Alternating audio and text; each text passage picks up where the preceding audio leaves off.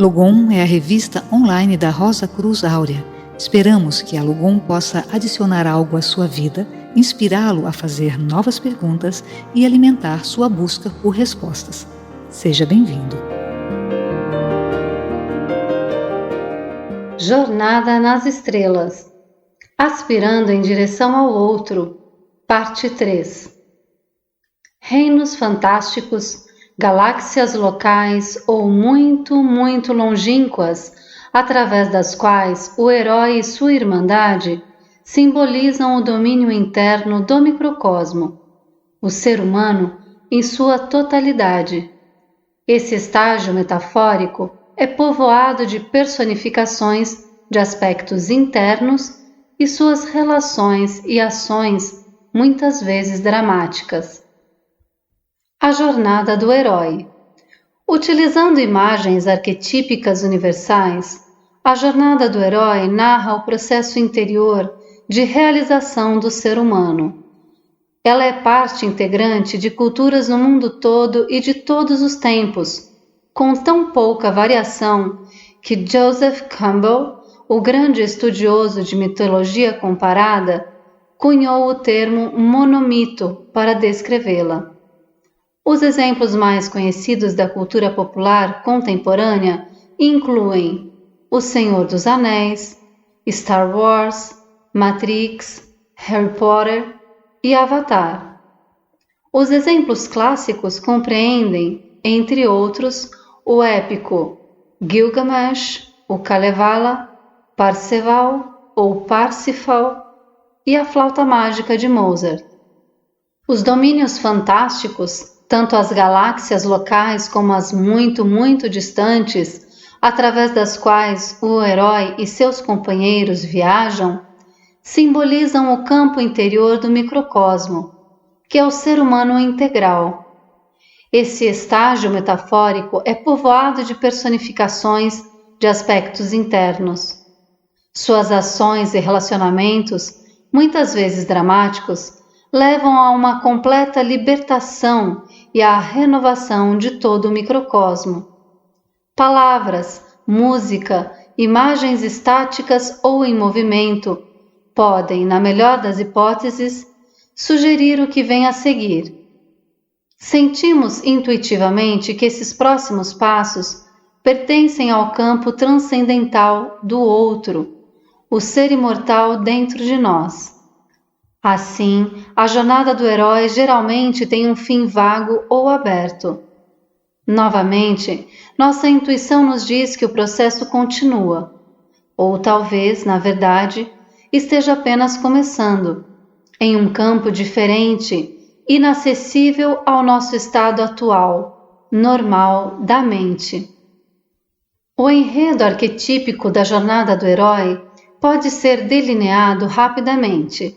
Geralmente, a história se desenrola em uma situação de desordem e turbulência geral, eras após a queda de uma era de ouro, que seria o estado de existência original, completo e pré-consciente.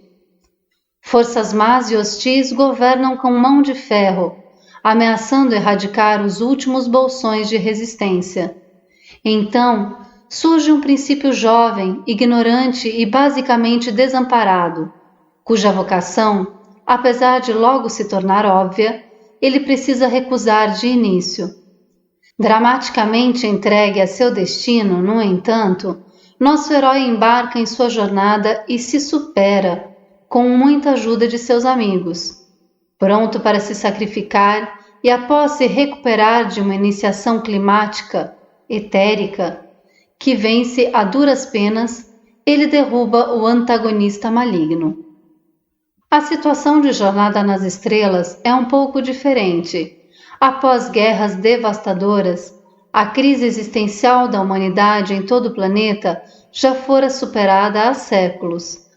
A Terra está unida e as civilizações maduras da galáxia conhecida formaram uma aliança baseada em confiança e respeito mútuos, intercâmbio cultural e cooperação científica. Para todos os efeitos, a autorrealização substituiu a autopreservação como o leitmotiv cultural. Aparentemente, a ciência e a tecnologia deram início a uma nova era de ouro, com energia e recursos ilimitados, pondo fim à pobreza e à guerra. Mas nesse estágio, o desenvolvimento do ser humano ainda não está completo, pois o caminho para o eu interior ainda não foi totalmente percorrido. A partir de certo ponto, já não há desenvolvimento automático direcionado pelo alto, mas o ser humano é chamado a embarcar, consciente e autonomamente, em uma exploração interior, por assim dizer, arquivada no subconsciente coletivo da humanidade, que está um nível abaixo da jornada do herói. Guiado por seu livre-arbítrio, ele prossegue rumo às dimensões espirituais, com todas as ações que ocorrem no universo interior do homem e da humanidade. Ao invés de apresentar apenas um herói, Jornada nas Estrelas revela vários cujas ações e experiências formam um tecido firme e abrangente. Novos episódios, novos protagonistas. Nos bons e velhos tempos do Capitão Kirk, um estado mental anterior, quase inocentemente brincalhão comparado ao atual. Tudo era bem mais simples. De um lado havia a confederação de planetas composta por humanos, vulcanos, andorianos e telaritas.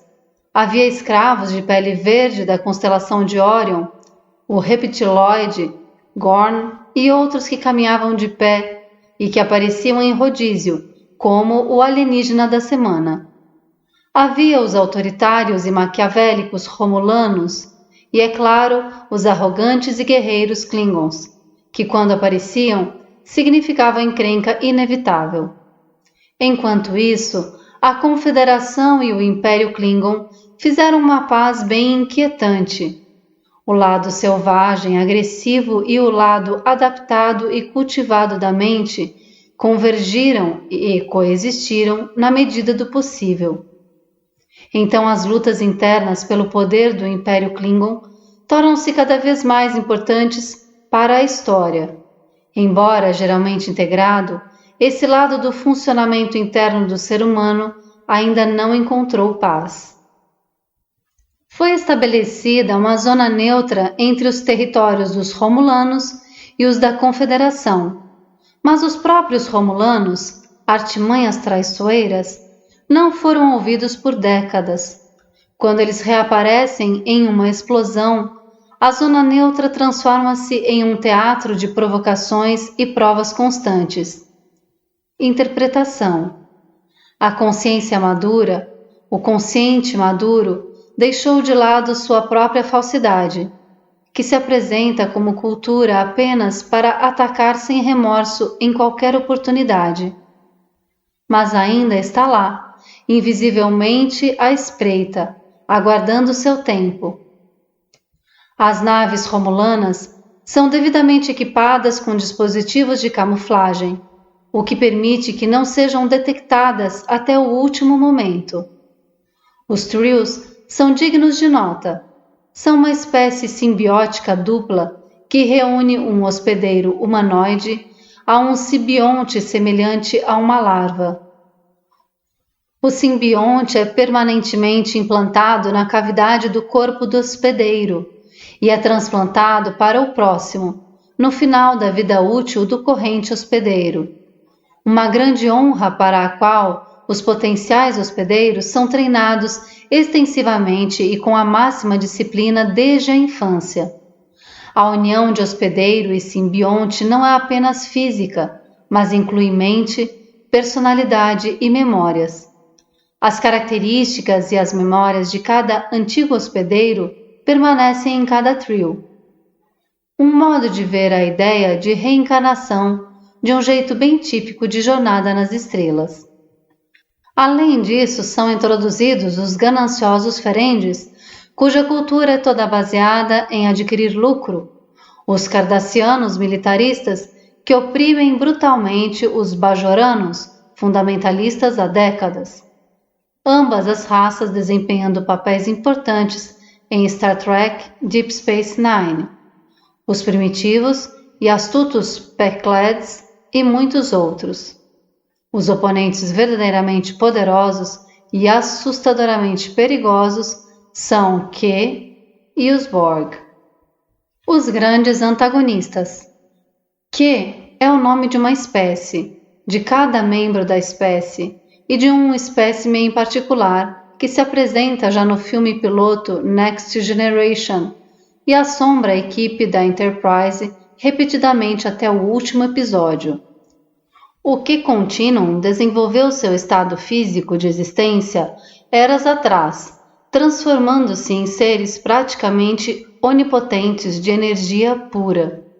Torturados pelo tédio e pela estagnação, eles vegetam em um não-reino maçante e escuro, repleto de realidades simuladas, iniciando discussões sobre tudo e nada. Parece não haver mais nada para eles experimentarem e nenhum espaço para maior desenvolvimento. Em teoria, eles poderiam governar o universo e ser adorados como deuses por todas as outras formas de vida, mas eles se cansaram até mesmo disso há anos. Com o seu egocentrismo ilimitado, torna-lhes impossível inclinarem-se amorosamente para formas de vida menores, mesmo que isso lhes ocorresse. Suas mentes morrem à amíngua no ápice da simulação de sua suposta perfeição. Estaríamos possivelmente vendo aqui uma representação das entidades a que Efésios, capítulo 6, versículo 12, se refere como forças espirituais do mal nos lugares celestiais? Um deles, a quem, como podemos inferir, o puro desespero levou a uma nova abertura, desenvolve um fascínio quase infantil com relação à tripulação da Enterprise, muito parecido com o fascínio que uma criança real tem por um formigueiro, inventando muitas vezes situações desesperadoras para eles, apresentando-se como um manipulador malicioso ou um valentão impiedoso. A dignidade inquebrantável, a fidelidade, a sinceridade e a lealdade que esses seres frágeis e de vida curta apresentam, até mesmo em face de perigo mortal, tornam-se a essência de sua imperfeição cuidadosamente reprimida. Sua aparente onipotência colide com seus limites quando ele tenta criar tentações para esses mortais insignificantes, para que traiam uns aos outros. Que pode ser interpretado como Mefistófeles, o espírito que nega, o oponente tentador cósmico que está enfrentando a eterna negação e que não pode ser derrotado, mas apenas enganado ou, diante das prováveis consequências, repudiado. O encontro da Confederação com o coletivo Borg também é um feito de quê? Um encontro prematuro, como observa Guinan, que já passou por essa experiência. Vamos lembrar, Guinan representa o aspecto sabedoria. Os Borgs são uma raça humanoide muito avançada tecnologicamente, ou melhor, uma mistura de raças humanoides, que aumenta seus corpos orgânicos por meio de implantes cibernéticos quase acima da compreensão. Eles não possuem consciência individual, estão aprisionados em uma mente colmeia, onde cada drone Borg partilha dos pensamentos da coletividade. Os Borg se consideram o auge da evolução, e sua mensagem invariável é: resistir é inútil. Quando fazem contato, outras raças são assimiladas, isto é, desprovidas de sua vontade, ciberneticamente desfiguradas e integradas ao coletivo. Os Borg simbolizam a força cósmica antagonista que utiliza a imitação, tentando simular o divino por meios profanos. Um princípio interno verdadeiramente diabólico, que causa na mente humana falta de compaixão, ilusões de grandeza, intolerância, o desejo de oprimir, explorar e destruir. Seu conhecimento, puramente factual, materialista, está sempre se expandindo graças aos traços e realizações das raças que eles assimilam e que aniquilam por esse processo. Como um coletivo, eles são poderosos e quase imortais. Eles abusam da tecnologia, que interpretamos como inteligência criativa aplicada, para interferir com seu próprio estado de existência, tendo se transformado em híbridos repulsivos. Como ainda não são máquinas e também não são verdadeiramente seres vivos, eles destroem a vida, a multiplicidade, a individualidade, a identidade, a liberdade e a compreensão, sem perder o ritmo, onde quer que as encontrem. Em sua fria e destrutiva ilusão, eles encarnam o oposto do que acreditam que são. Assim, os Borgs não são de modo algum a assimilação invencível de máquinas que imaginam ser. Os Qs poderiam tirar os Borgs da existência por capricho, se eles apenas fossem incomodados. E muito mais tarde, durante Star Trek Voyager, os Borgs encontram a espécie 8472, completamente alienígena, de uma dimensão igualmente alienígena, um oponente que não pode ser assimilado, mas que é tão agressivo e destrutivo quanto eles. Curiosamente, um único Borg, a quem a tripulação da Enterprise chama de Hugh, e, com muito mais profundidade e detalhe durante Star Trek Voyager, Seven of Nine, exemplifica como os drones Borgs podem recuperar sua individualidade quando separados do coletivo. Também ficamos sabendo que o coletivo não é governado por sua mente colmeia, mas sim por uma rainha. E no final de Voyager, uma mutação permite que uma pequena porcentagem do coletivo se reúna livre da opressão totalitária das mentes da colmeia. Há na Unimatrix um estado parecido com o sonho, como os indivíduos costumavam ser antes da assimilação. Continua na parte 4.